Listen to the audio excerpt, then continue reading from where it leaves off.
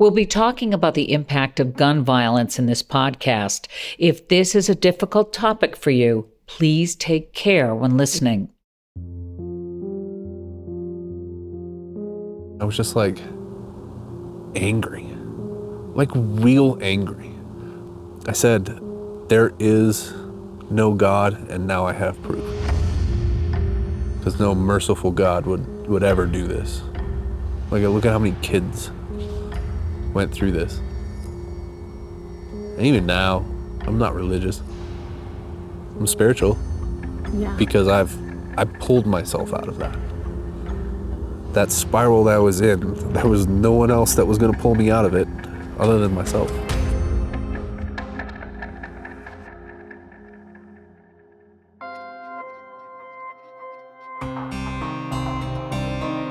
My name is Amy Over, and this is Confronting Columbine.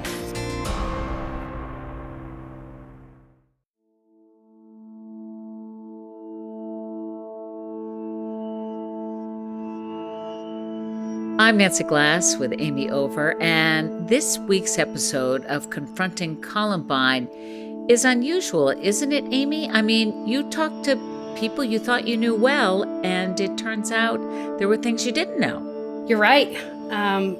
Zack and Zack are two of my closest and dearest friends. Besides my husband, they're two closest people in my world. And the truth that I learned about them in this series shocked me. I didn't know some of the things. And for decades, they never told me, especially Zack Rissmiller. I mean, he has been harboring this for years and has never told me. It's an incredible story. Let's meet your high school friend, Zack Rissmiller. I'm talking to one of my dearest friends, Zack Rissmiller. We went to Columbine together, and we're in the class of 1999. Yes. So we've been friends for a very, very, very long time. 25 years? 25 years. Damn. I feel like I need a rocking chair. We've also been through Columbine together. Yeah. And I think that just kept our bond stronger. There was a couple years there that I really didn't talk to many people from Columbine just because it was too hard. Yeah. Then we reconnected and we've been friends and talking ever since. And you make delicious beer. I love your beer. I love making beer, so it's fun. I cheated off you all the time, by the way. I know you did. You helped me pass math. I was fully aware that you were cheating off me. Like, I remember you in class giving me like the answers on a little sheet of paper and being like, here, Amy, like, I know you're gonna fail this if you don't. Like, seriously, you're a dumbass. What were some of your greatest memories at Columbine? I was thinking about this the other night. Spring break, just going out and driving in Waterson Canyon, camping with the boys, just having fun. We were 16, maybe 17. We did lots of fun stuff together. I remember coming to cheer you on at basketball games. Yep. And I remember you in the stands at football. Always came and watched you play football. And I loved your guys' song that you sang to us. The fight song. The fight song. Yeah. I still remember the fight song. Do you remember the fight song? I don't, but sing it to me. Fight on for CHS, for we will win all the way.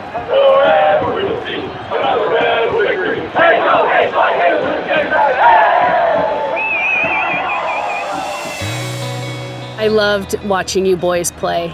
I loved it. And I had a crush on every single one of you guys. Like, I loved the whole football team. I was destined to be with a football player.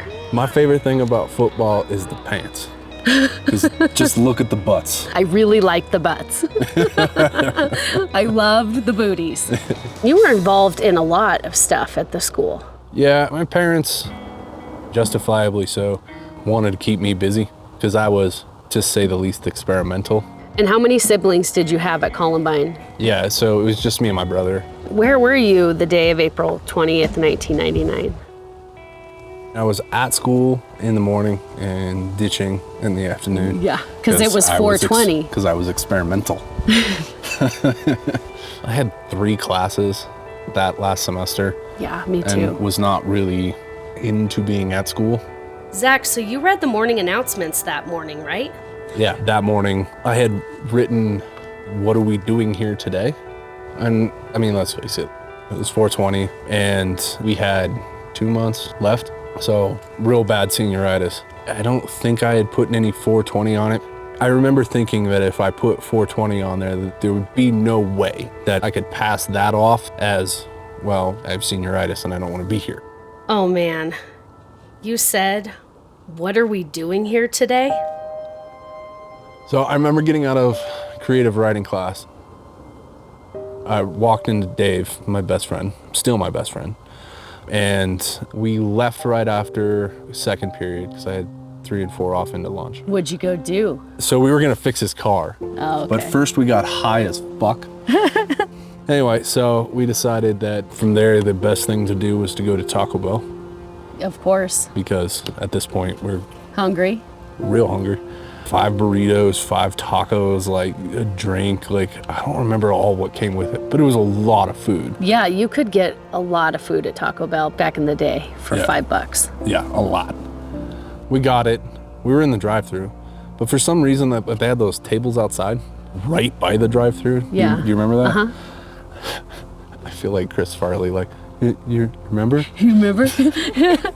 You remember? I remember, like, okay, probably need to go back to school. Being high at school was not something that was, sorry, Mom, very foreign to me. Mm-hmm. You know, honestly, at this point, like, my day kind of ends there, Yeah. and then everything else starts. That moment right there was pretty much the end of my childhood. Yeah. And there's not, I mean, there are certainly people in this world that have that moment where things switch to adulthood, but I don't know many people that were still in high school when that happened. Yeah. We got in the car and we're heading back, and the road was blocked again. We figured somebody got in a crash. Yeah. So we're in that right lane, and everybody stopped in that right lane, and everybody's trying to get over. And a girl, I remember her face and her curly hair coming all the way out to yell at Dave. Somebody had pulled a gun at school. And I was just like, somebody pulled a gun? Holy crap, somebody's gonna be in trouble. Yeah. You don't bring guns to school. Fucking morons. Yeah. Zack and Dave drove back to Columbine. No perimeter was established around the school yet. In fact, Zack only saw a few police cars, but thought it was odd that the officers were crouching behind their cars. The scene was still not registering. The boys got out of their car and joined a mob of students who were congregating in Leawood Park directly across from Columbine.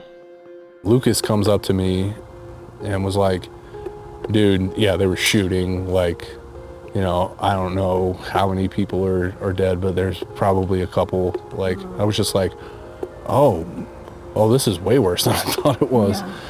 I remember hearing the first gunshot and thinking firework. And then a ricochet, my brain switched to not firework. Then 5 or 6 more in really rapid succession. I remember hearing glass break, but not registering it as glass breaking. We were certain they were shooting at us. If you could imagine a whole soccer field full, and I mean like moving floors full of people. Yeah. The shots they heard were most likely the killers shooting at the propane bombs that hadn't detonated, but the noise was so loud even from a distance that it felt like the bullets were directed at them. Almost everyone just hits the deck at the exact same time.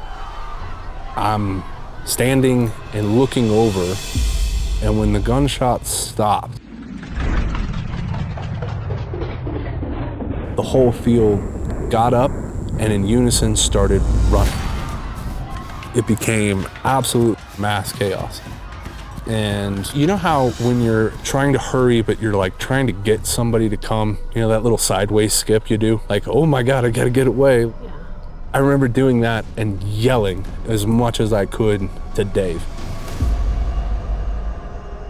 To this day, the only funny part and he won't think it's funny, but the only funny part that happened that day was Dave running.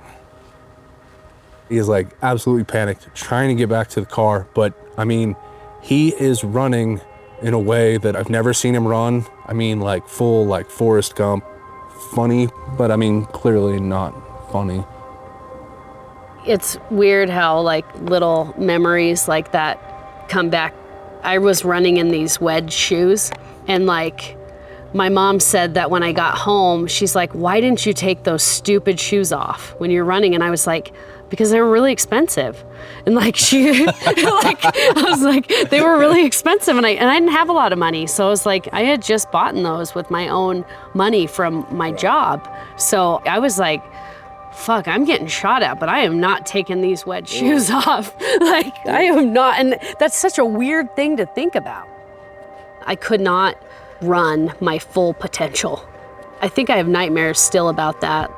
Trying to run from something and you can't. It's like your legs are jello and your legs, like you can't move your legs. Like, it's just a weird sensation. What'd you do next? Did you hop in the car with Dave or like what? Yeah, so we had like 10 people in my car. I can't tell you who everybody was. Just jammed in. Yeah, I mean, I was in a white 96 Honda Civic. I bought it 3 days before. It had 45,000 miles on it. Wow. Did you know where your brother was at that point? In my brain. No. That one's tough because, okay, so I take all of these people home and I get home and I remember pulling into the driveway and seeing my mom in my spot. I mean, she was obviously very concerned, but I remember seeing her face and like that face always gets me because I don't know, it's like, it's your mom. I'm sorry, I'm trying to gather my... No, take your time. Like, this is hard stuff. My mom definitely hugged me. My mom was definitely concerned for both me and my brother. And I think at that moment, she knew I was fine. And so now she needed to concentrate on the other thing. And like, that's where my thoughts were too. When I finally got out of the car, I'm sure she said other things, but the only thing I heard out of her mouth at that point was, "Where's your brother?" I think that's what bothers me the most about it, is that like, I didn't know. It's like, it's one of those things where I just like, I felt like I should have known. I absolutely should have known where he was, and I should have been there to protect him as his big brother, whereas there's no way I should have known. All of those things played into like huge trauma parts as I went forward in the future, because you didn't do your job as a brother. That sort of stuff was like what I beat myself up for years. Yeah. Where was your brother? So he was in the science hallway.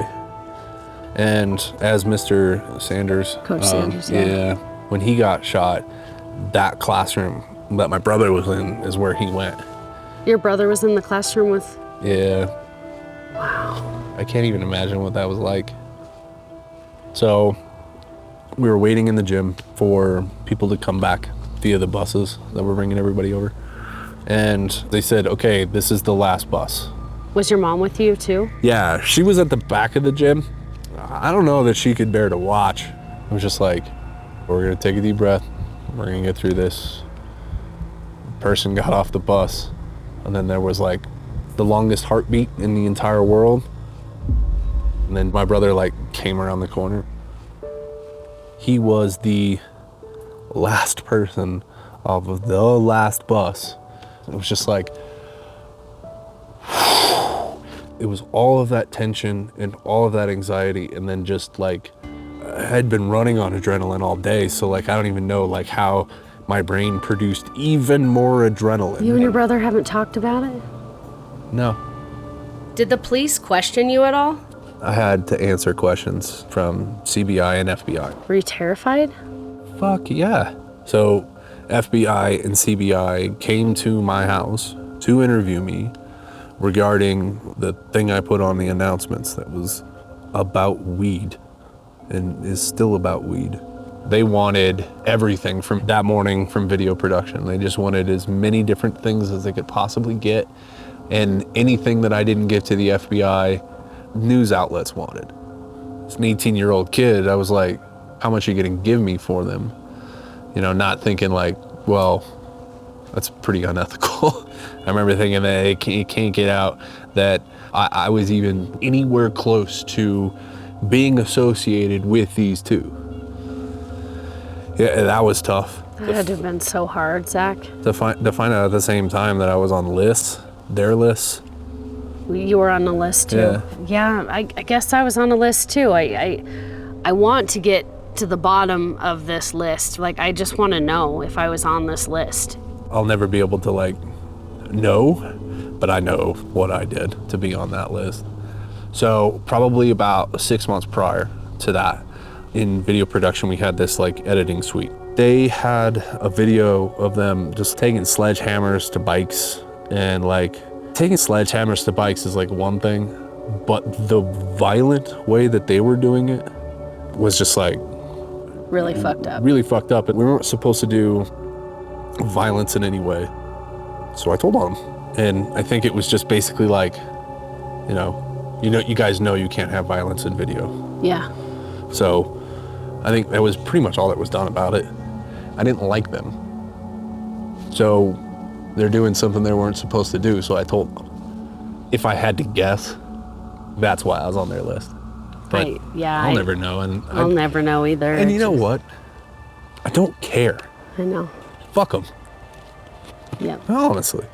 Like, it's gotten to a point in my life to where, like, they have put me through so much shit.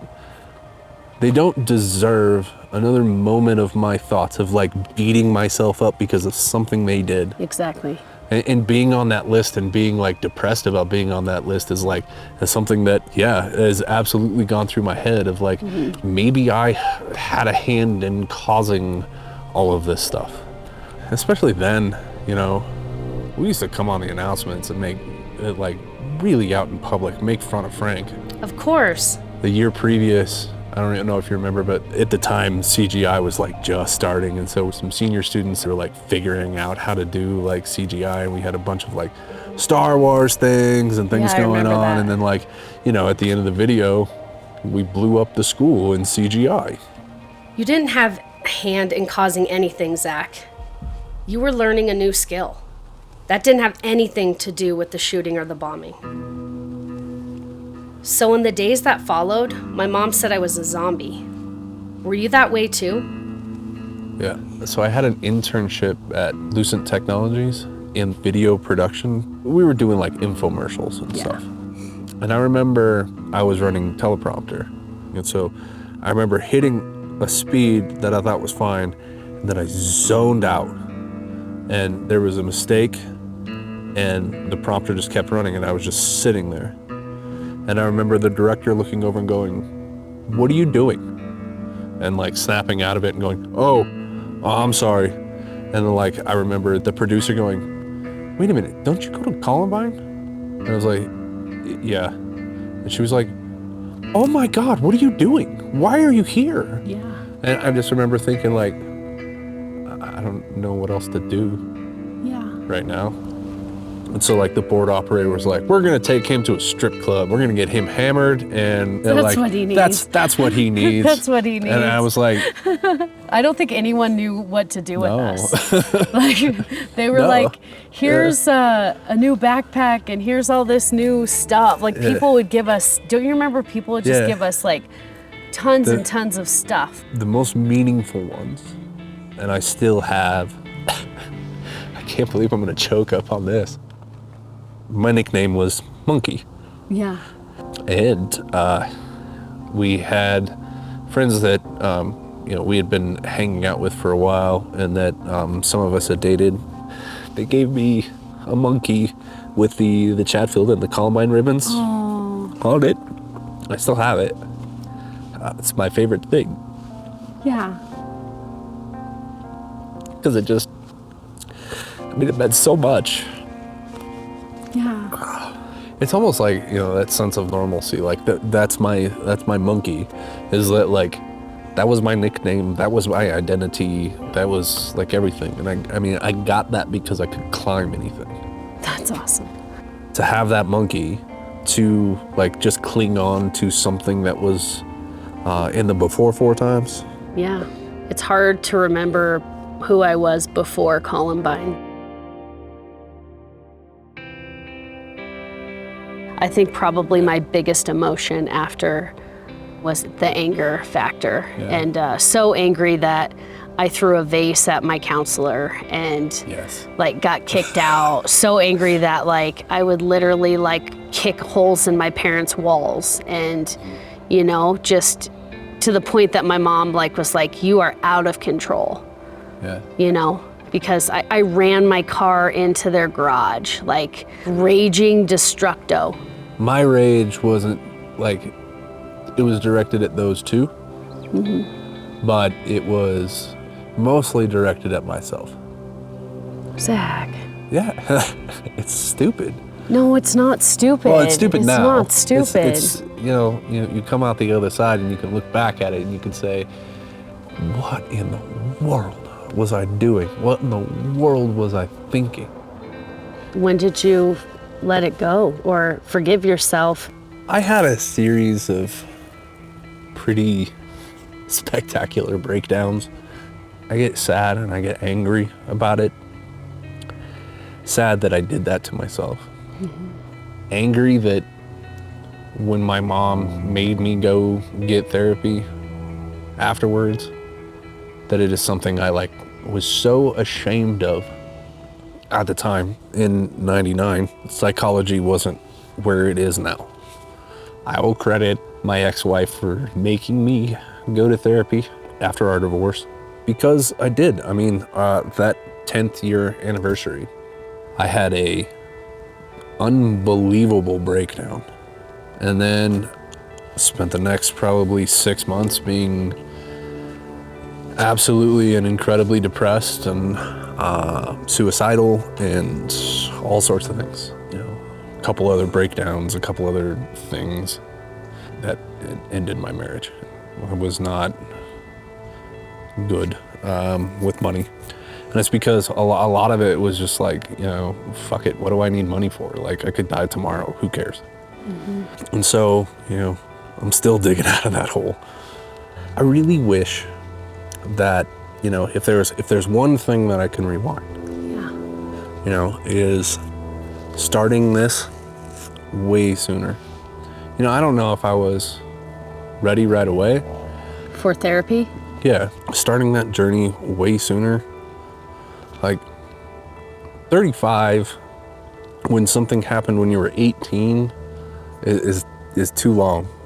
But that was a part of your path and your journey, and I feel like look at you now, Zach. Like, you've come so far, and you're doing so well. No. No, you're my hero. Like, you've worked your ass off to get where you are, and it hasn't been easy. There's been times where I didn't sleep one night because I was so worried about you.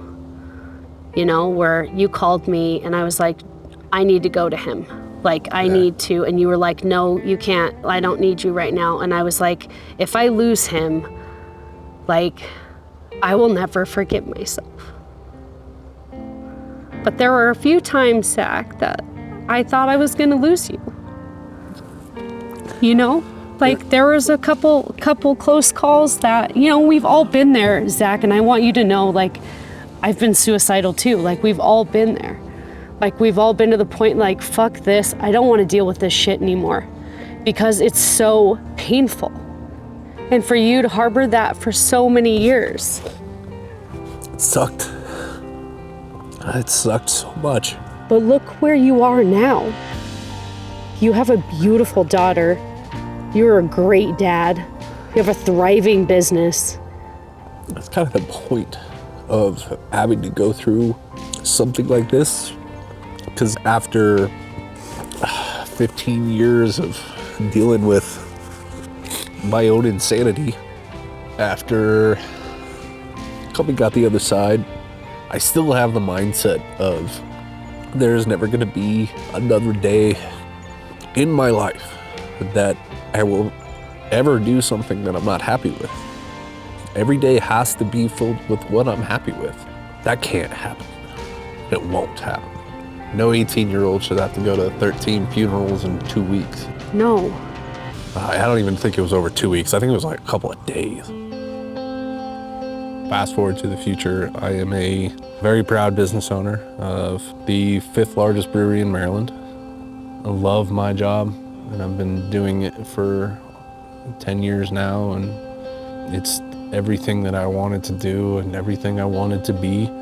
It involves so much science, it involves so many things that make me so happy, and it does. It makes me happy on a daily basis. But I still live in that realm, and the message that I need to make sure is heard is like, if you're not doing what makes you happy, like right now, and if something is eating at you that's not making you happy, like go figure out, go get help, go do whatever it's gonna take to like get you to a place that you're gonna be happy every day.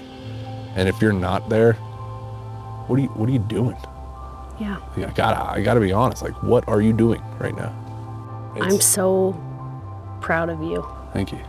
It's been a long road, man. Man, yeah. It has, Yeah. but it's really exciting, like this next chapter. We're about to both turn 40. Why you gotta be like because we're going to be 40. that? Why you gotta do it? Why you gotta do it? I feel like we don't look 40 or act 40, but we're about to be 40. No, I'm a child. I'm a but child, that's too. fine. I like being a child. And you're a Suits me wonderful well. father, and your daughter is so lucky to have you as her daddy. And I'm just blessed and lucky to have you as a friend. Thank you.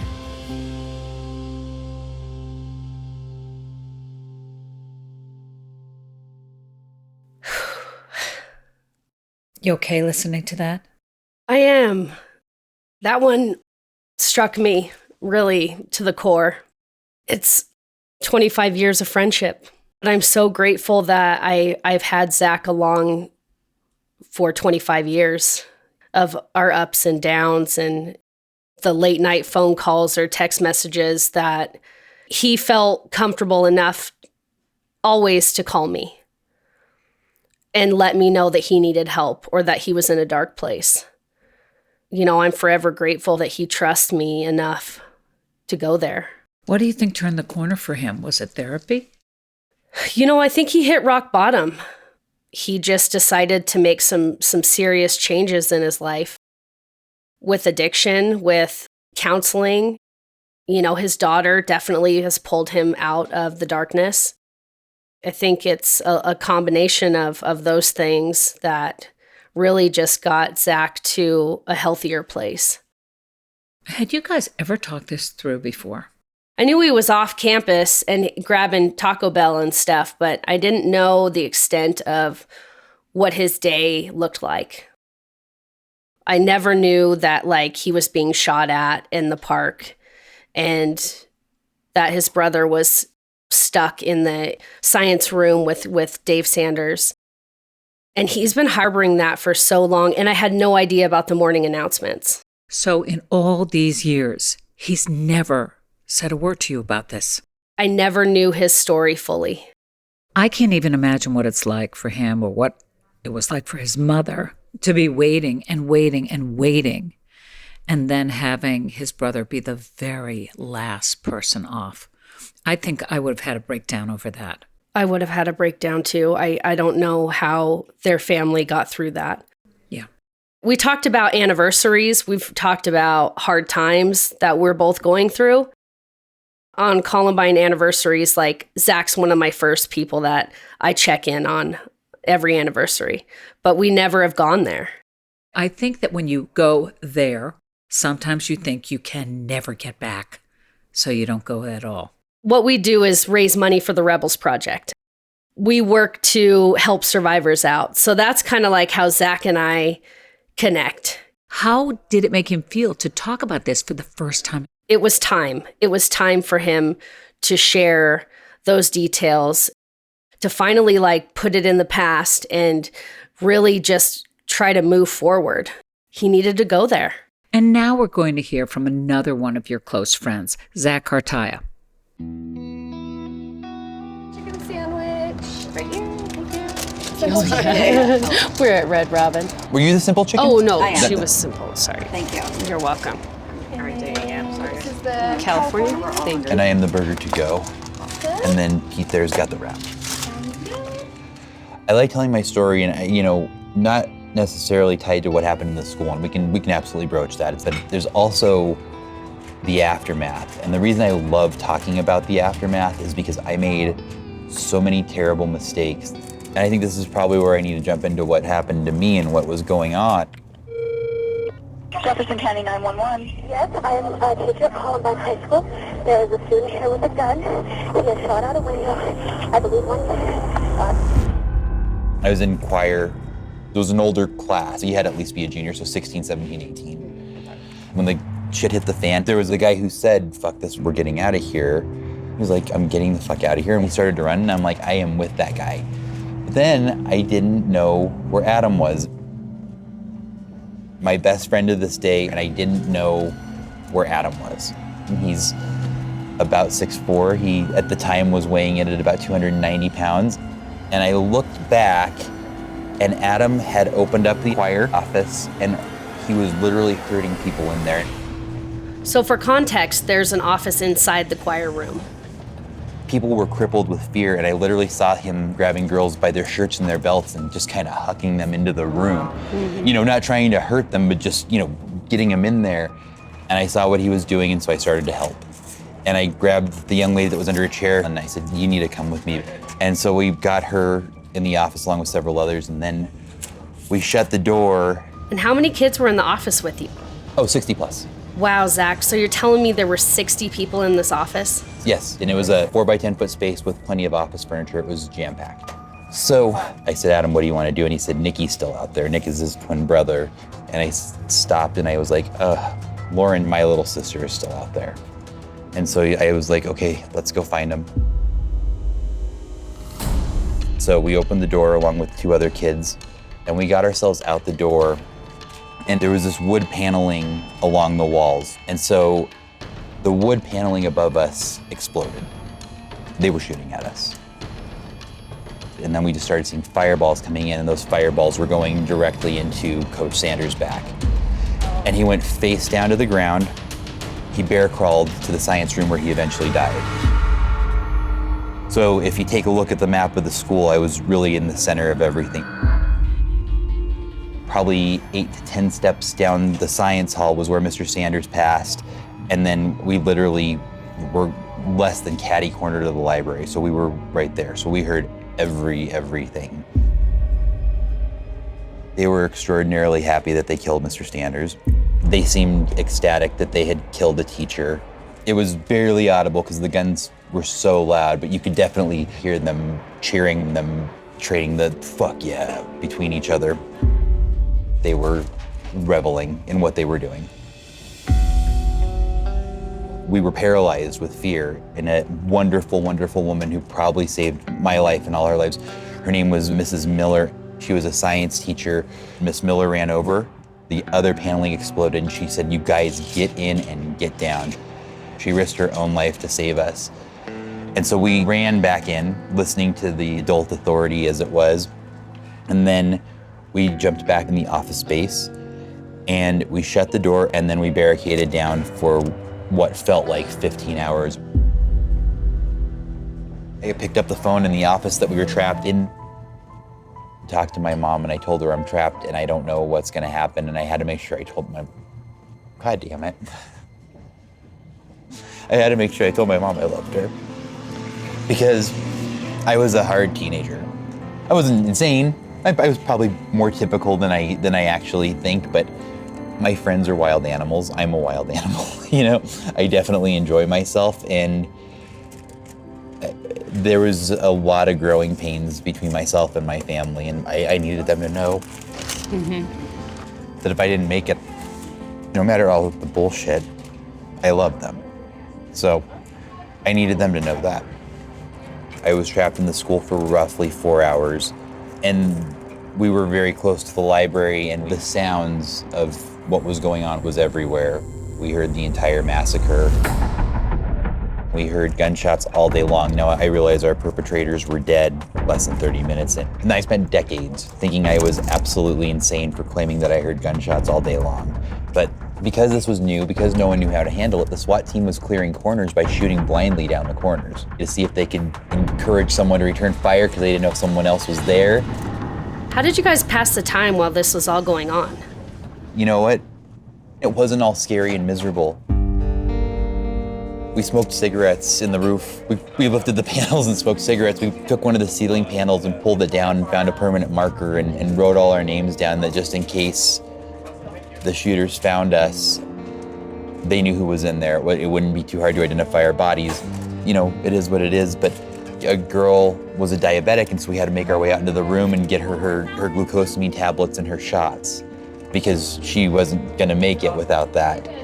Same girl also peed in our teacher's thermos, but Adam and another young lady, she may have been a virgin, and she was like, Adam, I'm not gonna die a virgin. You wanna? It's really dark and we have a corner. So, I mean, there was, you know, we were kids. We were 17, 18. Now, you knew one of the shooters, right? I'd known Dylan my whole life. I had known him since I was 6 years old. Not only did we go to elementary school together, my dad spent his life in oil and gas, and Dylan's dad is a PhD carrying geologist.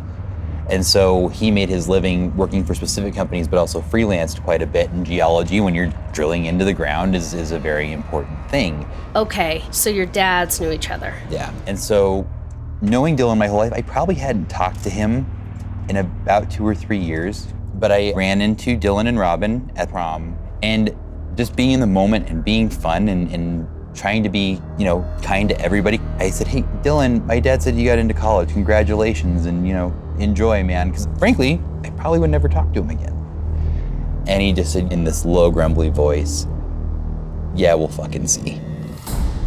And then Robin Anderson is just staring us down. And I was like, what? And he just kind of turned on a pivot and walked away. And I was like, Katie, my date's name was Katie. And I was like, Katie, I'm gonna go fucking punch him in the face. What a jerk. You know, I was just trying to be nice. And she was like, let it go, he's an asshole. Dylan's date, the girl who stared down Zack, was Robin Anderson, and she was to play a pivotal part in the shootings at Columbine. She was a good friend of the perpetrators, and since she was 18 and they were not, Robin agreed to purchase 2 shotguns and a rifle at a local gun show. That straw purchase provided 3 of the 4 guns used in the mass shooting. She was never charged with a crime. It's always been a creepy thing for me to know that those were the last words I exchanged with him, and he alluded to the fact that he was about to do something absolutely terrible. It haunts me that there was a plan that whole time. Yeah. Prom was my last time as the Zack Cartaya that anybody knew. Well, that makes me emotional. Yeah. Zack Cartaya died in that school on prom night. Where was your sister? She was in the algebra room, and she made her way pretty much right out. Thank God. So what happened next? What did you do after you got out? I just remember a really, really quiet ride home. I was 17, and my parents hated the fact that I smoked cigarettes, and they were always up my butt about it. My dad's like, what do you need? I'm like, you stop and get me a pack of cigarettes. He was like, yeah, I will never do this for you again. I'm like, you only have to do it for another 10 days, and I'll be 18, so yeah. And I just said, I gotta find my mom, and my mom was upstairs, just in her bedroom, in the bathroom, and she said she was just praying. And I said, Mom, I'm here and I'm safe, and she grabbed me and just fell apart. Zack, I blocked out a lot of things when I ran out of that building. Do you remember seeing some of the victims when you were finally rescued? You saw Danny, right? I knew Danny was gone, yes. I saw him directly, because on our way out, we ran past his body. Danny Rohrbaugh was one of the 13 murder victims. He was shot down on the sidewalk outside the cafeteria with 2 of his friends. Danny's body was left lying there for 24 hours. Zack had driven him to school that day. Why had he been left? Investigators feared that his body may have been booby-trapped. So that's what happened that day. But that was probably 6 hours of my life, right? Beyond that, I wanted to go back to normal as soon as humanly possible. And that's true of everybody, right? That is a commonality of trauma victims, is that the very next moment you want to be normal, you don't want to deal with this. Columbine's principal, Frank DeAngelis, knew that the Columbine community wanted to get back to what life was like before, but he also knew it would never work that way. People have the perception that there's going to be this magical date in which everything's going to return back to normal. What I tell people is the Columbine community and what we had prior to the tragedy will never return to that normalcy. The scars that we experience will remain with us forever, but the message that I want to share is you're not in this alone. You do not have to mourn this alone. There wasn't a lot of fear in undergraduate of going back to school. I wanted it, I needed it. But there was a massive fear, and for some reason it caught up with me when I was getting my master's degree, and for some reason being in a classroom was really hard, and I muscled through it. But I started a really successful career in finance. It was private sector finance. I interned on Wall Street for almost a year, and things were going my way. I was making absurd amounts of money. Anyway, everything for me came to a head when I was about 26, so 8 years after the shooting. I was in this high-profile career. I was doing really, really well. My bosses and colleagues adored me, which, I mean, 26, you know, that's a big deal. I was really proud of it. But we used to have meetings in rooms that weren't much larger than what the choir office was. As these progressed, my extremities would go numb, my fingers and my lips would go numb. I wasn't breathing.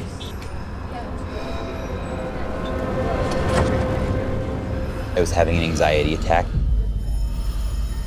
It was everything I could do to make it through these hour-long meetings until it wasn't. And I jumped up, I ran across the table. I think I broke the intercom phone, kicked off a bunch of people's stuff, jumped down, ran outside, got in my car, went home, and didn't even bother to call my boss for another 72 hours. So I went to the doctor. I'm that 40-year-old who still sees his pediatrician, like Ross Geller on Friends. He legit goes to his pediatrician. I just got a physical last week, and it's the same doctor that gave me a physical when I was, 8 years old and getting ready for sports. So he hasn't left. I haven't left. And so, as a family doctor and someone who's known me my whole life, he was really kind, but he said, Zach, it's mental, and we need to do something about it. But we're gonna get you with a psychiatrist, and we're gonna get you with a counselor. He's like, but meds take time. You're gonna be dealing with this until we can find something that really works for you. But there was an innovation in a pill called Lexapro, and that actually worked. And so then I went to a therapist. My mom's family is very stereotypically Jewish. And I walked in to see my therapist, and she had big glasses and a bunch of gaudy jewelry, and I felt right at home. And then she proceeded to ask what was wrong, and I told her what was going on at work. I'm in a high-stress job. I'm on the tail end of writing my master's thesis, and my mom's kind of a helicopter mom, and my dad is a very typical Latino dad who loved us and provided for us, and we never wanted for anything, but there wasn't a lot of emotion there, and I'm just stressed out. And so for an hour I did that, and then at minute 57, I said, by the way, I was in the Columbine shooting, stuck there for 4 hours, and I don't think that has anything to do with this. And she took her clipboard and threw it on the ground, took off her big gaudy glasses and said, where the fuck has that been for 57 minutes? And you are coming back before the end of the week because we're gonna talk about that. That is what's driving this. And I was like, no, it was 8 years, I should be over it. And she said, that is absolutely not the case. And so I did come to find out that that's what it was. And that's my first cautionary tale in all of this. But then what ended up happening was I got better, and I met a girl, and I fell in love, and we moved in together. Zack's relationship was complicated when his girlfriend gained partial custody of her sister's children. Their romantic relationship ran its course. They were tied together by the children Zack helped care for and grew to love. But that wasn't enough to sustain their relationship. I don't handle loss well. And so we broke up. I moved out, and with her and her kids gone, there was just this brand new void. I didn't know how to manage the loss of her. And I didn't know how to grieve it, I didn't know how to mourn it, and I didn't know what to do. And My trauma ties into that, but it's never okay, in my mind anyway. Other people can disagree, but it's never okay to blame your trauma for anything that you've ever done. I began to really abuse a lot of substances, alcohol, cocaine, marijuana, the litany of stuff day in and day out. And just the pure and simple fact that I wasn't getting the help I need because I was directing the help towards these children who I thought needed it more. I ended up becoming a domestic abuser. And I went to jail. It was never physical, but it was emotional abuse, and I acknowledged that there's very little difference at times, but I was harassing her to a point that she couldn't sustain her life. And so jail was a really sobering piece of my life. And I never lied to the police. I told them exactly what I did, exactly what had happened, and they threw me in jail, and I spent 4 days because it was over a long weekend, and so I had to stay. And then I was released on my own recognizance. I got out of jail and I went home to kill myself. I had it planned out. I knew exactly what I was going to do. I didn't want anybody to know. I'd rather have just been a missing person. And so I was going to drive up to a spot about 3 hours outside of the city and die a quiet death in the middle of the woods. I didn't want to do anything as cliched as a note. I didn't want to leave a question mark. And I was really bitter. I didn't want my ex to be like, oh, this is a fuck you to me, because that's not what it was. I wanted my life to be over. I was done and horribly depressed. My mom caught wind of something going on. I mean, obviously I had just gotten out of jail and she had dropped me off, but she just did not have a good feeling. And she caught me heading to my car. She'd come up to my apartment and she literally caught me with my foot out the door as I was ready to go end my life. That changed everything. And so I took an extended leave of absence from work. I did my diversion program so the domestic violence charge fell off. And then I enrolled myself into an intensive outpatient program. I was there from like 7 o'clock in the morning till 7 o'clock at night, meeting with a psychiatrist, a multitude of therapists, centering techniques, meditation, yoga. I did the whole program. So I'd leave them, and then twice a week I would go do EMDR with my regular therapist. And so we'd start to work through some of that stuff again.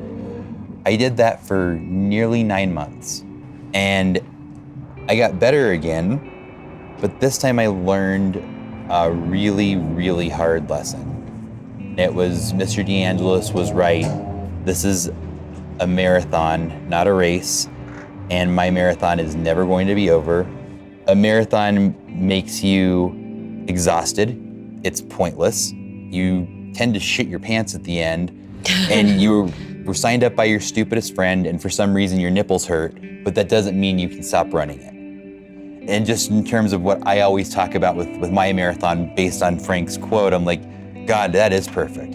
I didn't know that I was not taking care of myself and slowly slipping into a manic depression, going into chronic depressive disorder, and I didn't know that I had such a hard time letting go of things and letting go of people, regardless of if they, die or if they just sort of leave my life for whatever reason. And I didn't know that on substances I had the ability to be such a monster. It was very verbal, very emotionally abusive, and I am going to regret that for the rest of my life. And now I have to be incredibly conscientious, and like I said, I've built a massive accountability system. I never stopped seeing my therapist, and I'm doing the best I can. You can't ever get yourself to a point where you think you're beyond what happened, because you're never beyond what happened. You're gonna be healthier and you're gonna do better, and you may not have to see a therapist every day or every week, but you do have to keep on with it. Wow, that was honest. Very candid and very honest. Were you shocked? I wasn't shocked because I've heard Zack's story. I just am shocked that he shared it with the world. I think it's going to help a lot of people. Like he said, this is a marathon, not a race. And Zack and I were not friends in high school. I started working for Zack. He's my boss with the Rebels Project. He was actually really pissed off when he found out Amy Evans was going to be underneath him. But then him and I just became like the best of friends. I'm very lucky to have a friend like Zack. There are so many heartfelt things that strike you, but the other thing that strikes you is he's still going to a pediatrician? Yeah. We make fun of him. He does his prostate exams with his pediatrician. He's not childish, but he's definitely has this kid-like factor about him. The other thing that I think I've learned listening to you and everyone else involved is that the trauma doesn't seem to show up immediately. I mean, for your Zacks, they didn't show up for 10 years. Mm-hmm. Why is that? I don't know. PTSD and trauma tend to, it's like delayed. And I think a lot of it, I know with Zack Rissmiller, when he became a father, a lot of the triggers started happening for him. Same with me as I became a mom and when my daughter started going to school. And it's like we've been trying to cope for so many years. And I don't know what it is about that 10-year mark, but it seemed like we started having our own problems. You think that the trauma would be within the year of your event, but it happens later. It happens much later.